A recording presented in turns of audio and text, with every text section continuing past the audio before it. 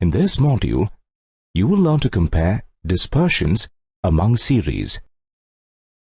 We know that mean deviation, variance and standard deviation are the measures of dispersion.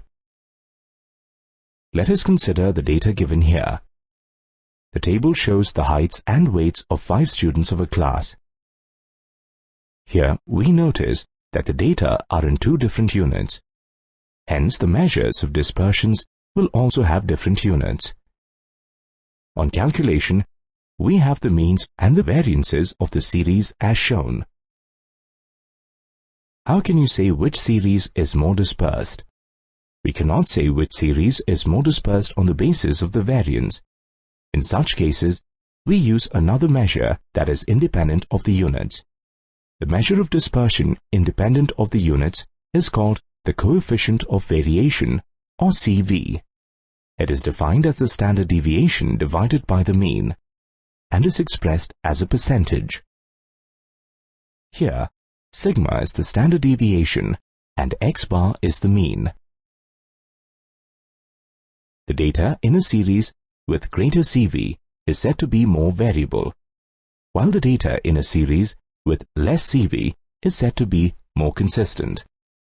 Let's find the coefficients of variation for the given data. The coefficients of variance of the heights and weights are obtained as shown. They are obtained as 3.5 and 2.82 respectively.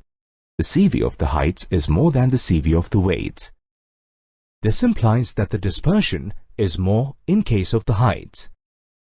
Let's compare 2 frequency distributions with the same mean. Let the mean and the standard deviation of the first distribution be x1 bar and sigma 1. Let the mean and standard deviation of the second distribution be x2 bar and sigma 2. The CV of the first distribution is sigma 1 divided by x1 bar multiplied by 100.